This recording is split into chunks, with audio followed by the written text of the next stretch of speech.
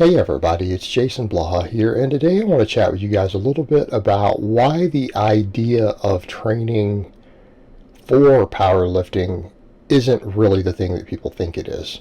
Because I get that a lot. I've actually had people come in my comments recently, even though I've made videos on this, arguing with me that, well, there's different types of strength, and everyone who trains for powerlifting, that's not the only way to get strong. And he makes it sound like everyone who trains for powerlifting does what you think of as powerlifting in the gym, right?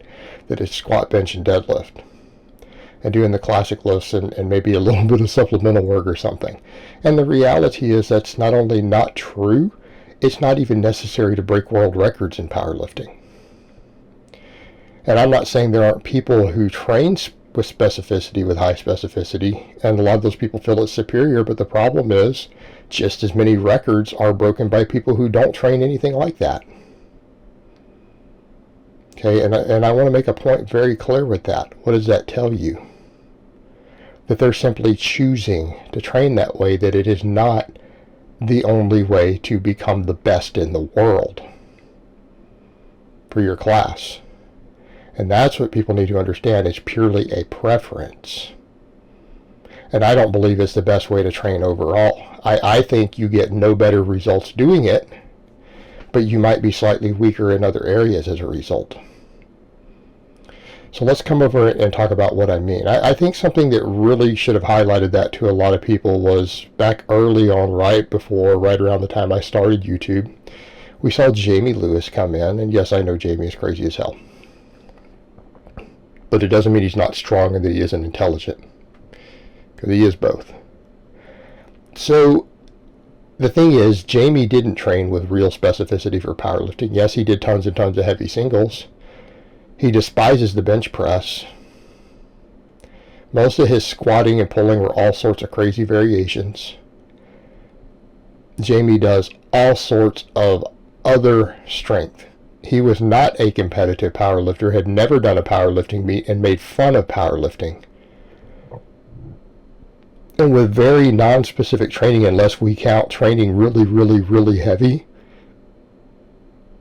including doing stuff like Macca's on half squats off pins and stuff all the time. Unless we count training really heavy as specificity for powerlifting, and most powerlifters wouldn't, because it's not like he was doing it with the classic lifts that you do in comp. He does way more push presses and stuff than he does anything on a bench. Behind the neck push presses, all that stuff. Very high volumes of heavy training. Jamie was just really strong. What happened? First meet, because he chose not to wear a belt, so he placed second in the world in his class. In the world. For the 181 men's open roll. Then he put on a belt and walked in and broke the record, his second meet ever in his life. Became the world record holder for total, and it might have been like the squat or whatever else. But he became number one in the world for his class on his second powerlifting meet ever without training specifically for powerlifting. I want people to understand that. And he said powerlifting is a joke. Why do you say that? Because powerlifting is nothing more than a test of strength. Okay, powerlifting is a test of pure strength. As far as different sports go, it is the one sport we have that is a test of pure strength. Nothing more, nothing less. It's not a test of skill. It's pure strength inside of a weight class. That's it. So why was he able to take the world record? He had maximized his body composition for his height, which made him automatically good in his weight class. Right? Low body fat, as much muscle as he could stack onto his frame, being a hair of under average height probably for his weight class because he had maximized his muscle mass. He was really good at maxing out on a wide variety of lifts. Therefore, he broke the record. How about the West Side type training like I do? Conjugate training. Very non-specific. But West Side Barbell produced over 80 world record holders out of that gym. Training with rotating 50 different max effort exercises every year.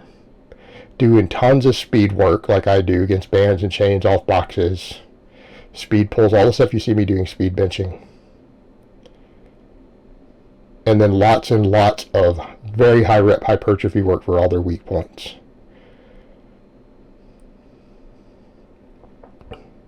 Over 80 world record holders came out of that gym.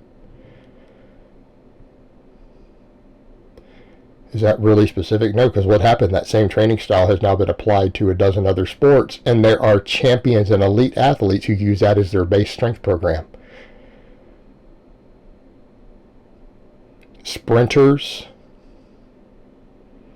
NFL players, MMA fighters, boxers.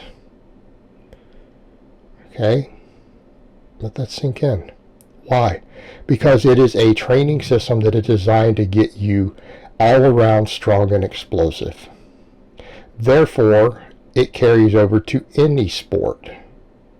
Doesn't matter that it's partially based on a squat, bench, and deadlift. Those are all considered in the strength and conditioning world to be movements that we judge strength by.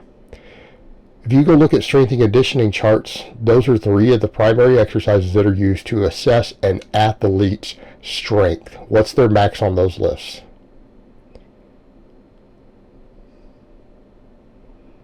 Okay, that is an assessment, because what is strength? Strength is a 1 rep max. That is how strength is measured in strength and conditioning. That's how it's measured in exercise science. You say, well, there's different forms of strength. No, that is how we measure strength. You might be talking about strength, endurance, and stuff, but that's not strength. Strength is the production of force against an external object. Okay, if you deadlift 500 pounds 12 times, all you've displayed is that you can deadlift at least 500 pounds. Therefore, that's how we classify your strength, 500 pounds. Okay. Till you pull the 505, we don't know that you can do it. Even though logic would dictate you probably could. Let's come over to the point. Powerlifting is a low skill sport. The squat, the bench, and the deadlift are not that technical. We could argue the bench is the most technical, squat number 2, and then conventional deadlift has almost no technique at all. I can teach someone to be a perfect deadlifter in 5 minutes, and they will have a perfect conventional deadlift the rest of their life. Sumo deadlift requires more technique. Okay, but these are generally low skill exercises, and if someone just learns how to do them, the basics on them, they know how to do them forever. They get really, really strong and they maximize all the muscles involved, and they get good at just pushing and pulling heavy weights. They'll be good at powerlifting.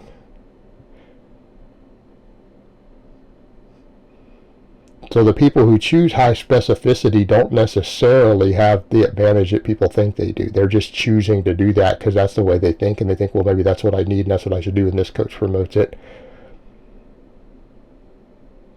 Until they get beat by someone who doesn't train that way at all. And there's both categories. So what does that tell you? It tells you there doesn't appear to be an advantage to it. It's just a test of strength. It's not a test of skill. Now we could argue the psychological skill, okay? Could argue that making weight is a skill. But maxing out is maxing out. If you're just good at maxing out, and that's how strength is measured, be good at it. There are guys who train for weightlifting, Olympic lifting, who are very, very good at it, who have gone in and hit big lifts in the power lifts and been very successful. There have been guys who do Olympic lifting, which requires them to be strong, who have walked in and done some powerlifting and hit elite totals in their first meet. Okay, it happens. I'd argue an NFL player could probably do the same thing. If you're a really strong NFL player and you follow really good strength and conditioning and you're genetically gifted because you're in the NFL, that guy will most likely walk into a powerlifting meet and hit an elite total. Right? Common sense, guys. It's just a test of strength. It's just a test of strength. And the big lifts don't care how you got there. 600 pounds is 600 pounds. That's why there is no such thing as powerlifting training. That's like saying sprint training. right? That there's one style of training to get good at the 100 meter or the 40. Well, no, there's a lot of different training styles that have been used as far as even the weightlifting that's used, right? Because it's a simple test. It's a test of pretty much one attribute, your ability to sprint. And that ability can be developed through a variety of different methods, just like the squat, bench, and deadlift can. Alright guys, but that's really all I have to say on that today. I hope it's been informative, and I will talk to you guys next time.